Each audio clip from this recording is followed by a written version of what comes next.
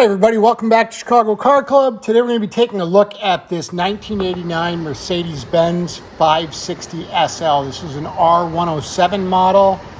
It is fully documented. We bought it from the family of the original owner. So technically we are the third owner.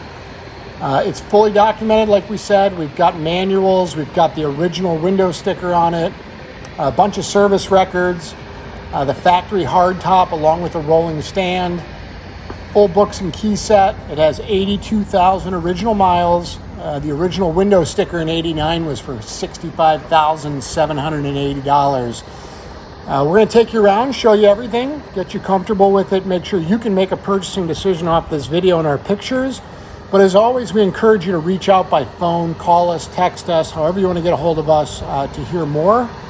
You can be reached at 312-420-3696. Take you around the outside. It's a really clean, this is a trim on this is the 040, I believe, which is the black single stage.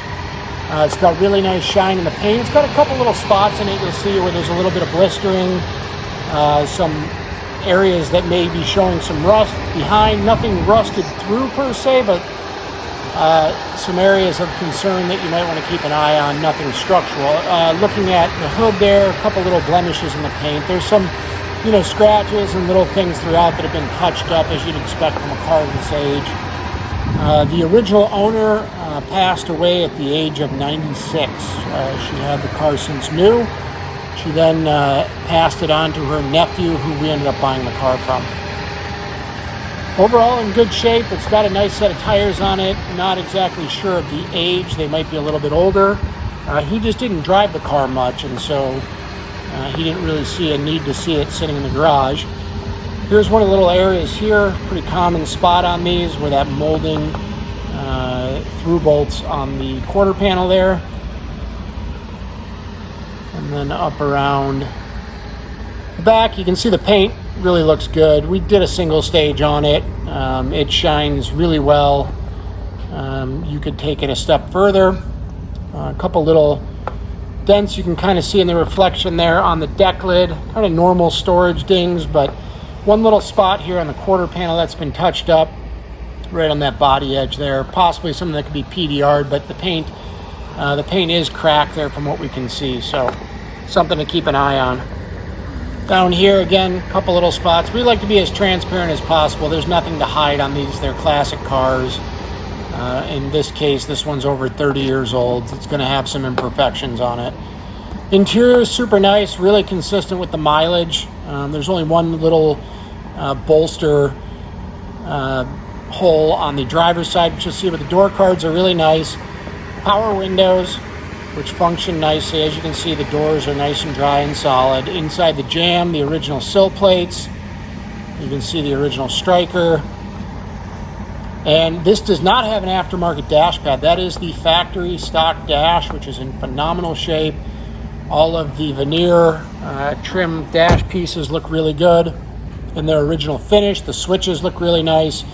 You can see back here, it even has the unopened original first aid kit.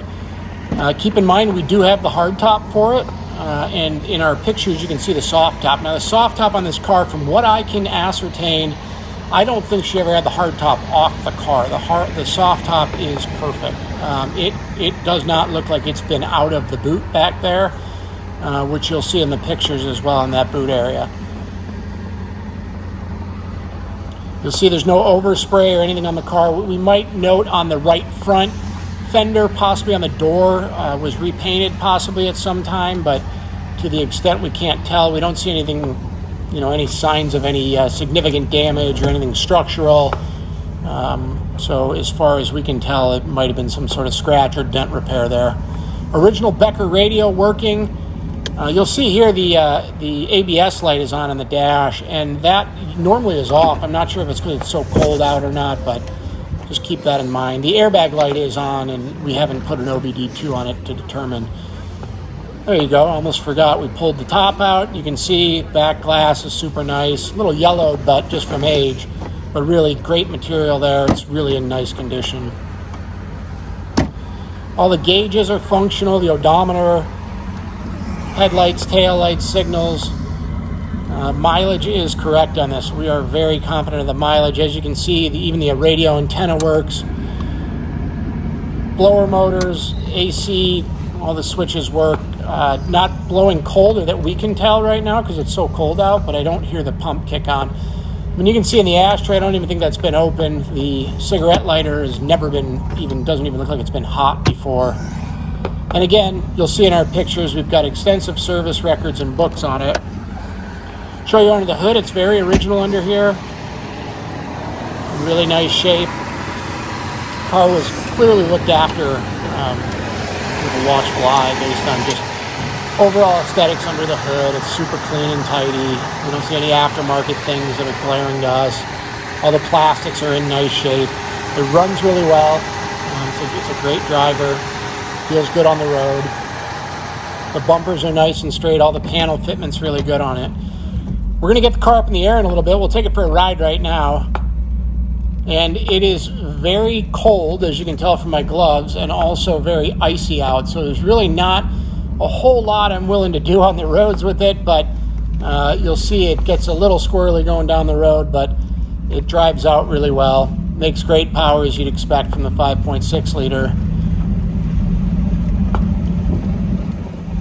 So it's a 278 gray leather interior.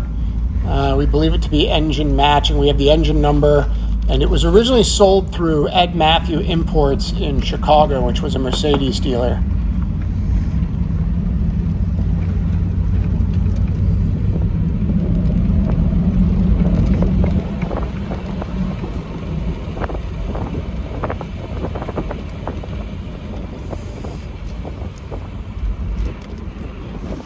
Honestly, it's quite fun to drive in the snow right now. It steps out nicely, makes good power, posi rear end. It's crazy when you think about inflation compared to the price in '89 that you paid to have one of these convertibles at 65,000. That was a ton of money back then, which translates to a ton of money today. But understandably so. These cars offered a lot. They were iconic. Wonderful body style. Great power. Awesome for cruising. They were pretty safe. And they've held their value really well over the years. We'll get the car up in the air so you can see around the outside of it. See the Michelin tires in nice condition. The wheels are a little faded. They could be resprayed, but overall they're pretty straight and in nice condition. You can see on the rocker there is pretty solid. And then around the back here.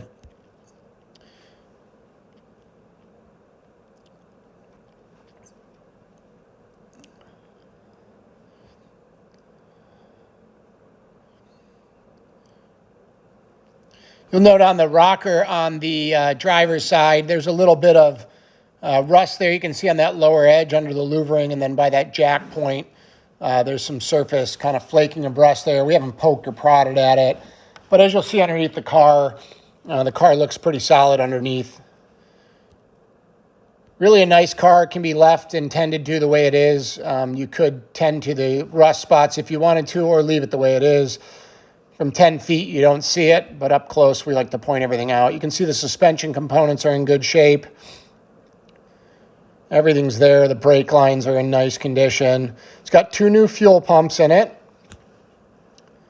along with a newer fuel filter and accumulator. It fires right up and holds a nice idle and runs really well. And then you can see here down the frame rails, nice and dry and solid. And as always, please feel free to call us anytime with any questions, comments, or concerns. 312-420-3696. Also to point out, it does have a brand new battery in it, and we can assist with shipping anywhere in the world. Thanks for looking.